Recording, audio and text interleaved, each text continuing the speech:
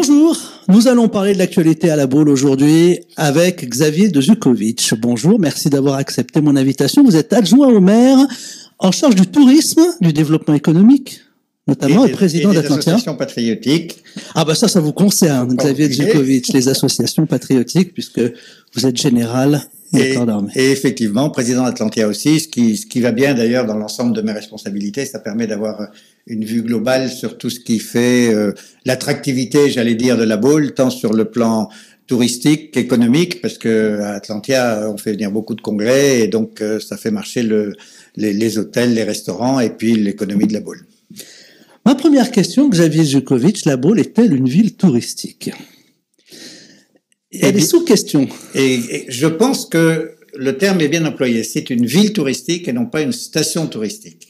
Moi, depuis maintenant 11 ans, bientôt 12 ans que je suis à la mairie, on se bat pour dire que c'est une ville touristique. Et je crois, alors bien sûr qu'il y a une saison, mais je crois que la Baule vit vraiment à l'année. Et que quand on veut faire le bilan de la saison touristique, comme on dit, sur juillet et août, au mois de septembre, on est à côté de la plaque, parce que on raisonne comme dans l'ancien temps. On raisonne comme dans l'ancien temps. Aujourd'hui, sur toute l'année, alors bien sûr avec des hauts et des bas, mais sur toute l'année, la Baule est animée, et on s'aperçoit qu'effectivement, puisqu'on parle de tourisme, les gens disent, et c'est vrai que le mois de juillet a été un peu moins bon que l'année dernière, mais comme mai a été très bon, juin a été pas si mauvais, et que janvier, février, mars, avril ont été corrects aussi, aujourd'hui, à la fin septembre, et que septembre a été bon aussi, aujourd'hui, à la fin septembre, eh bien, on a plus de taxes de séjour, c'est comme ça que nous, on voit le remplissage des hôtels,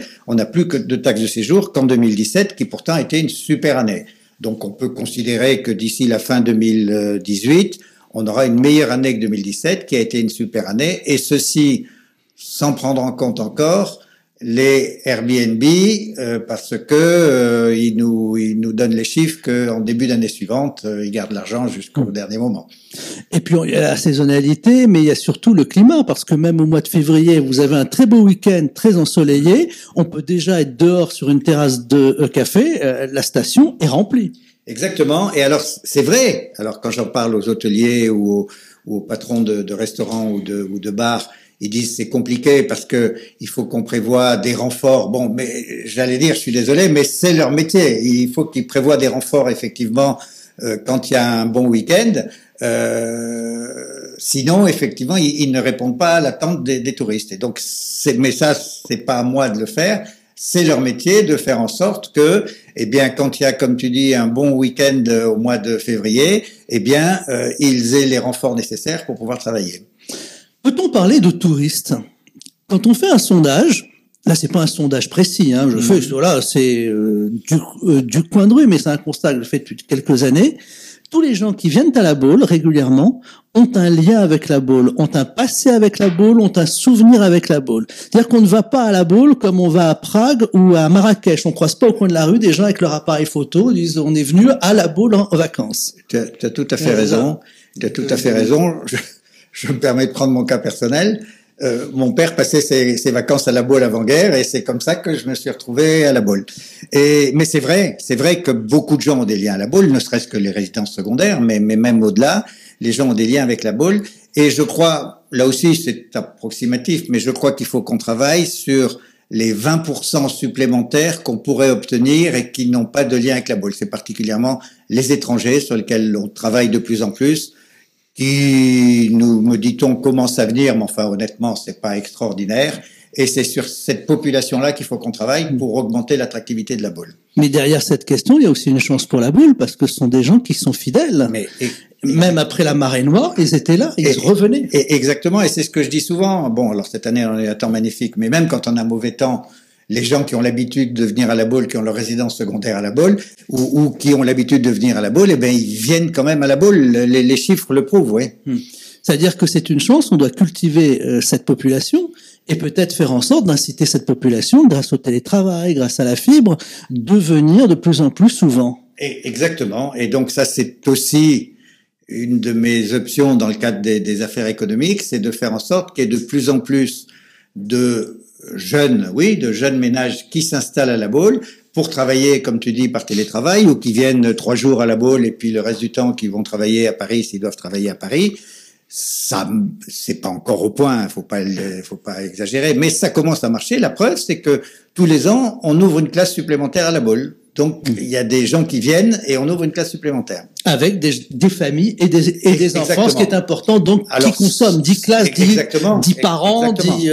Alors, tu as raison, il faut qu'on, non seulement qu'on fasse venir et qu'on fasse travailler ces gens, alors même s'ils travaillent à Saint-Nazaire, mais ils habitent à La Baule, ils consomment à La Baule, mais il faut aussi qu'on travaille sur la possibilité de leur donner des distractions, je pense ça sur un plan général, tant pour eux que pour leurs enfants, qui sont quelquefois en confrontation avec ce que veulent les retraités qui sont à La Baule pour être tranquilles, mais il faut qu'on arrive à trouver un équilibre entre ce que recherchent les retraités, je les respecte, j'en suis, et la nécessité de donner des possibilités de sortie, tant, j'allais dire, au créneau 25-45 ans qu'à leurs enfants. Eh ben, c'est une belle transition, parce qu'on a parlé tourisme, on n'a pas grand-chose à dire, puisqu'on a dressé ce constat, donc on peut parler maintenant du développement économique de la station. Comment une municipalité, l'adjoint au maire, qu'est Xavier Djukovic, peut-il intervenir dans le développement économique, dans une économie de libre marché, ce qui signifie que vous ne pouvez pas forcer les commerçants à venir s'installer, vous ne pouvez pas décider de quel type de commerce va s'installer dans telle ou telle rue, vous ne pouvez, en fait, un maire, même un président de conseil régional, de communauté d'agglomération, n'est qu'un observateur, on est dans une économie libérale jusqu'à nouvel ordre. Exactement, et c'est tant mieux d'ailleurs. Mais c'est vrai que de temps en temps on dit, mais comment vous avez pu laisser installer ce type de magasin? Ou pourquoi là il n'y a pas de supermarché dans tel quartier, alors, la mairie ne fait rien. Non. Sur les supermarchés, il y a une décision prise depuis très longtemps de refuser les grandes surfaces à La Baule. C'est pour ça qu'elles sont juste en limite à Guérande. Mais par contre, aujourd'hui, on a ouvert je sais pas comment on appelle ça, une moyenne surface à la Jarige qui marche très bien et, contrairement à ce qui a été dit au départ, à la grande satisfaction de tous les autres commerçants de la Jarige, sauf peut-être un ou deux, malheureusement pour eux, mais ils reconnaissent que ça amène du monde à la Jarige. On est en train de travailler pour essayer d'installer une surface de ce type, donc une moyenne surface au Guésy, parce que aujourd'hui on a beaucoup de nouvelles constructions au Guésy, on a développé 250 logements, on va en avoir 250 plus, et pour le moment les gens ils vont ou à Pornichet ou dans les grandes surfaces à l'extérieur de La Baule, et donc on est en train de travailler avec Philippe Gervaux d'ailleurs qui est maire adjoint au Guésy sur la possibilité d'implanter une moyenne surface au Guésy. Donc là on peut agir un peu, et puis on peut surtout ainsi soutenir les commerçants qui sont déjà sur place.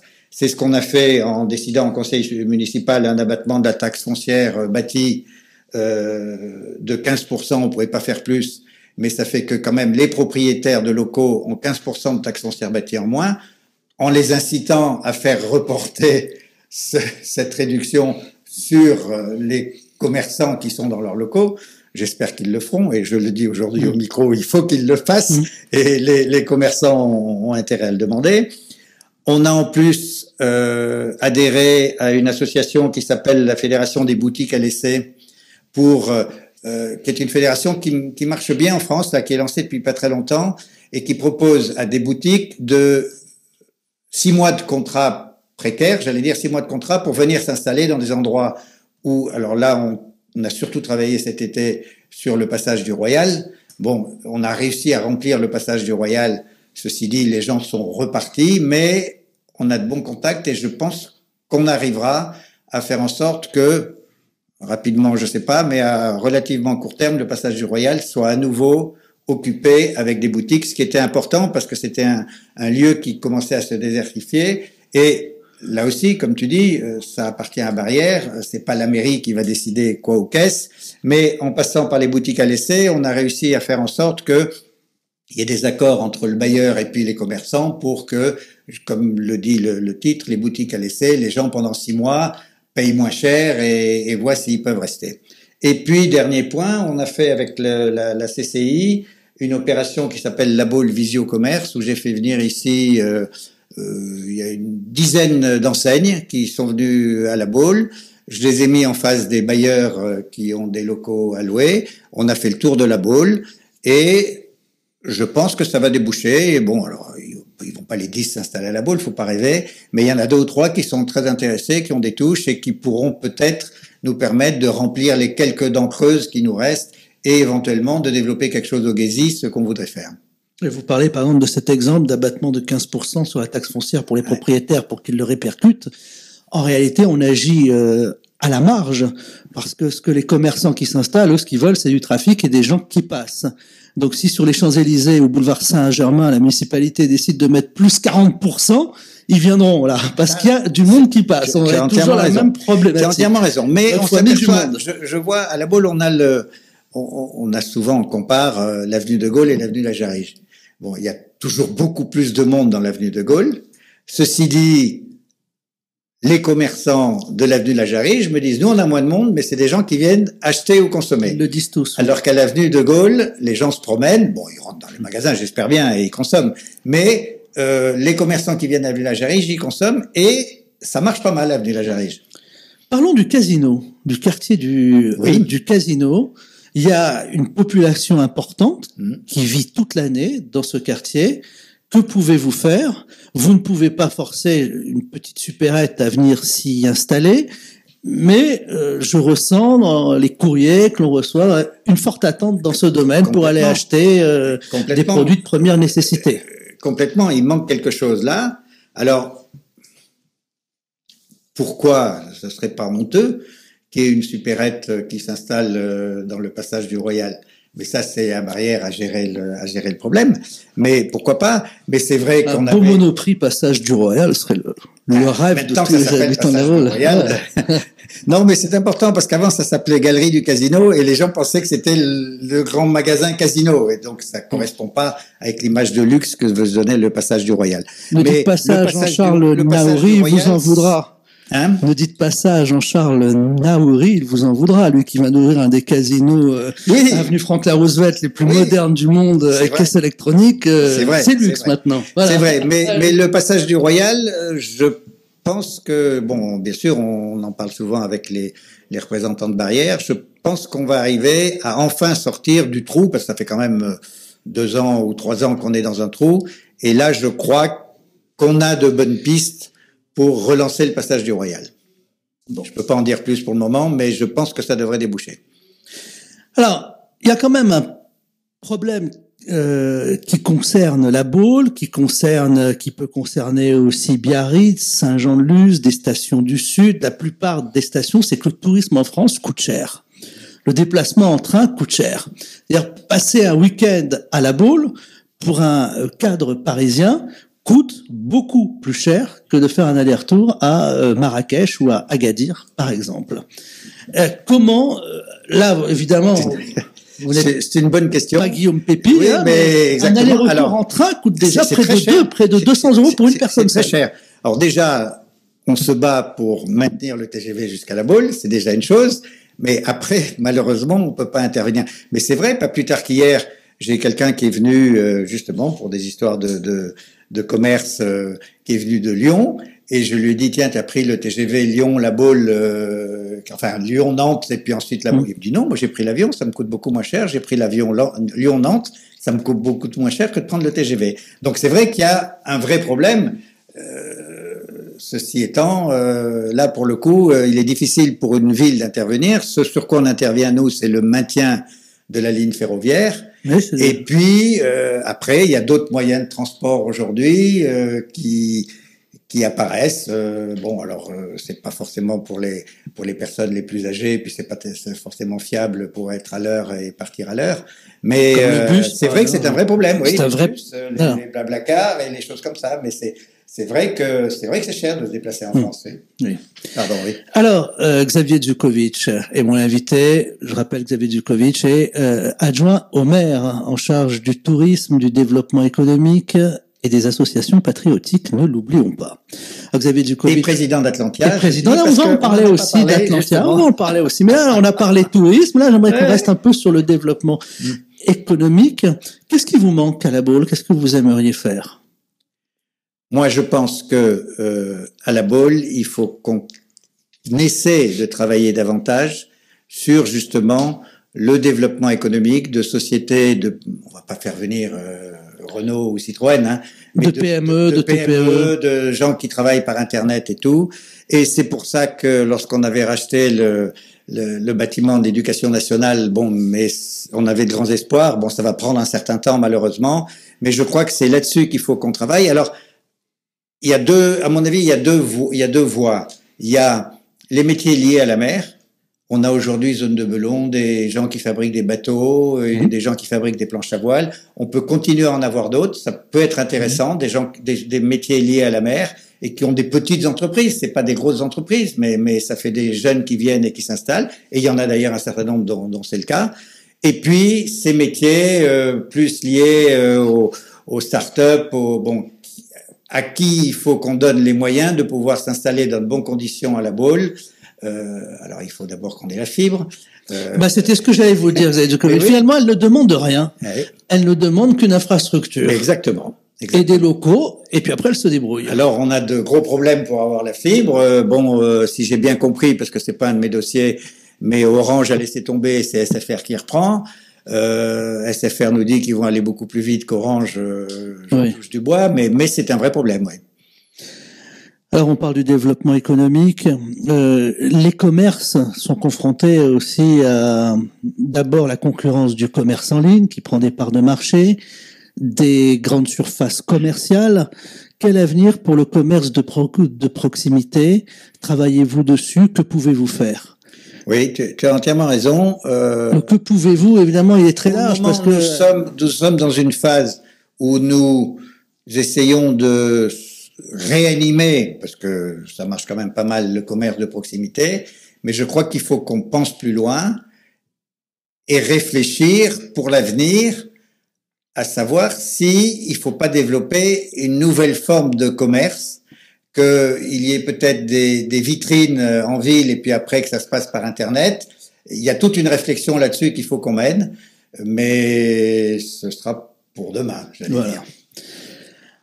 Atlantia. Oui. C'est le moteur un peu. Atlantia, ça marche très bien. Quand on ouvre le capot de la Baule, Atlantia, c'est le moteur.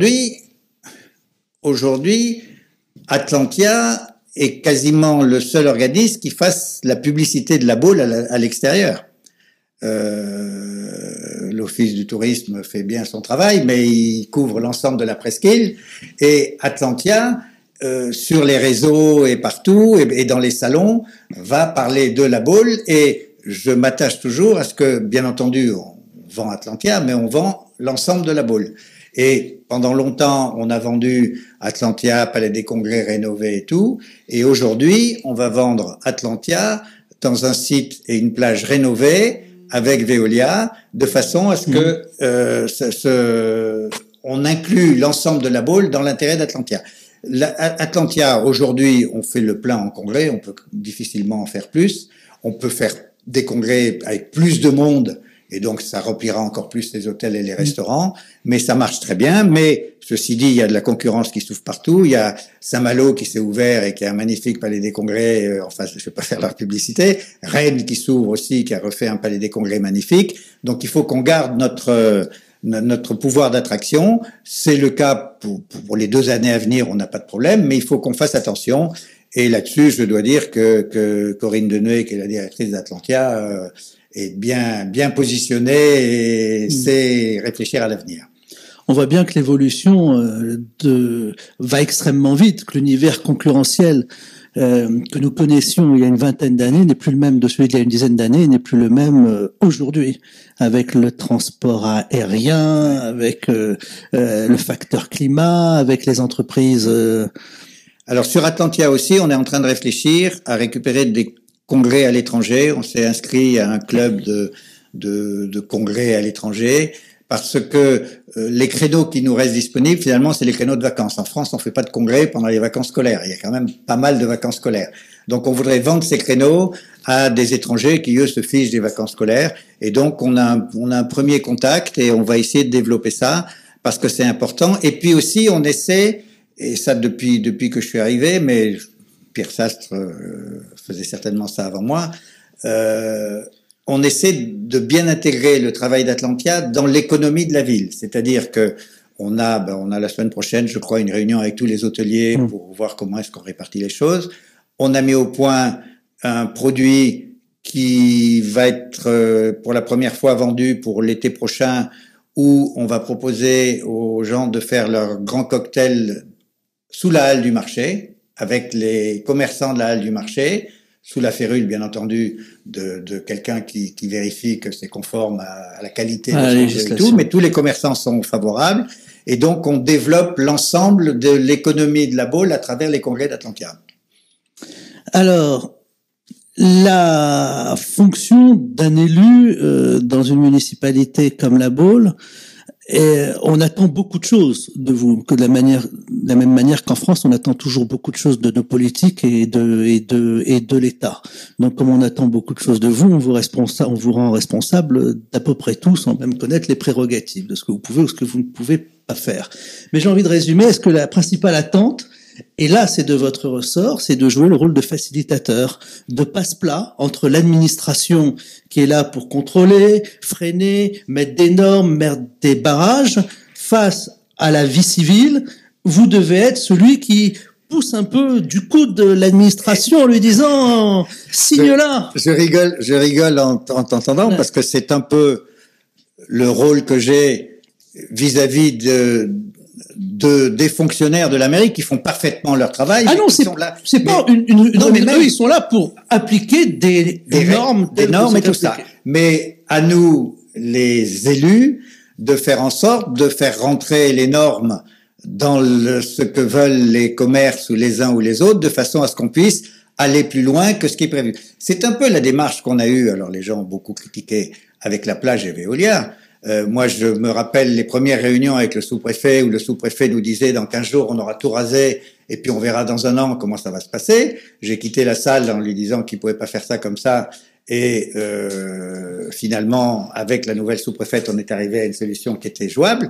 Et je crois que c'est le but des élus de faire en sorte de mettre dans la meilleure coordination les besoins des privés et les normes importantes et souvent, c'est pas moi de le dire, mais quelquefois trop importantes, posées par l'administration. C'est à vous de le dire, vous n'êtes pas dans l'administration, vous êtes un élu, vous avez votre liberté de parole pour le dire, vous êtes mandaté par le peuple pour nous défendre auprès de l'administration. Exactement, mais je dois aussi me régler sur les normes de l'administration, mais c'est mon travail, exactement, c'est exactement comme ça que je le vois, de faire en sorte que on puisse faire rentrer les besoins normaux, j'allais dire, et évidents du privé dans les normes souvent un peu strictes de l'administration. Alors nous sommes à 1 an et demi, la prochaine élection municipale. Peut-on encore agir? Peut-on encore travailler? Quels sont vos projets? Qu'allez-vous faire? Alors, c'est une très bonne question, mon cher Yannick. Je pense que aujourd'hui, on est à 1 an et demi de la prochaine élection municipale. Je pense que mon travail aujourd'hui est comme celle d'un certain de mes camarades du conseil municipal et des adjoints en particulier, c'est de continuer à travailler avec Yves Météreau. On va reprendre les termes qu'employait Pompidou, emmerder les Baulois pendant 1 an et demi de campagne municipale. On verra. Il paraît que ça a déjà commencé. Ah, mais ça a déjà commencé. Mais j'allais dire, alors là, je veux pas faire. Serez-vous candidat au fait avec du Covid? Je paraît qu'il n'y a pas assez de candidats. Il paraît qu'il n'y a pas assez de candidats. Moi, j'attends. Pour le moment, c'est trop tôt. Je considère que c'est trop tôt. Alors, c'est vrai qu'il y a des candidats qui se sont lancés, mais ils annoncent qu'ils vont se lancer pour connaître les problèmes de la Baule et tout. Moi, je les connais. Enfin, moi et mes camarades, on les connaît tous. Tous ceux qui habitent ici à l'année, connaissent les problèmes de la Baule. Donc, on n'a pas besoin de se lancer 1 an et demi avant pour découvrir quels sont les problèmes de Baulois. On n'a pas besoin de connaître les problèmes. Ce qu'on a besoin, c'est de savoir comment, avec les moyens juridiques, Exactement. la baisse des dotations de fonctionnement, le budget du et avec la réalité des choses, problèmes. C'est ça, les vrais budgets, les vraies choses, sans faire de promesses qu'on pourra pas tenir. Et je pense que... il y a quelques années, un candidat avait promis même des concerts d'Elton John sur la plage s'il avait été élu. Donc ça, c'est des promesses qu'on peut pas tenir. On peut promettre tout ce qu'on veut. Mais je crois qu'il faut qu'on ait des orientations pour faire évoluer. Mais j'allais dire, Yves Métero aussi a fait évoluer la ville. Quand on voit depuis 24 ans comment la ville a changé, c'est extraordinaire. Donc il faut qu'on continue dans ce sens-là, qu'on fasse des inflexions peut-être dans certains domaines. Je parlais des jeunes, je parlais des sociétés économiques et tout ça, mais les problèmes de la Baule, on les connaît, on sait de quoi on dispose financièrement, et on a la chance d'avoir un maire qui nous lèguera une ville sans problème économique, et donc je crois qu'il faut regarder sereinement. On a encore au moins un an où on continue à travailler avec mes collègues du conseil municipal pour faire avancer un certain nombre de dossiers. On a le dossier, j'ai vu que tu avais interviewé Philippe Langlois sur le dossier du stationnement. On a un autre lourd dossier. On travaille ensemble dessus parce que finalement tout ça c'est des affaires économiques. Si on met des parcs-mètres, c'est pour faire tourner les gens devant les commerces et que les commerces ne soient pas encombrés par des voitures qui restent éternellement. On a un nouveau dossier, c'est le fléchage dans la Baule sur lequel on est et qui est important parce qu'aujourd'hui c'est complètement désuet le fléchage qu'on a. Donc on veut remettre des fléchages qui permettent aux gens de savoir où ils peuvent. Alors on me dit, les gens ils ont tous des GPS, oui, mais il n'empêche que quand on arrive dans une ville, on est content de voir la zone commerciale de la Jarige, la zone commerciale d'Atlantia ou une autre, et puis les hôtels et ainsi de suite. Donc on est en train de travailler sur ces dossiers. Et puis non, on a de quoi travailler encore pendant une bonne année, oui. Merci, David Zukovitch, d'être venu pour nous parler du tourisme, du développement économique. Priorité aussi, les commerces de proximité. J'ai bien compris, le passage du Royal, ex-galerie du Casino, le fléchage, et inciter toujours les PME à venir, tout en ayant conscience que c'est pas avec une baguette magique que vous les ferez venir, c'est quand la fibre sera notamment installée. Voilà. Merci Xavier Zukovitch d'avoir accepté mon invitation. Merci Yannick.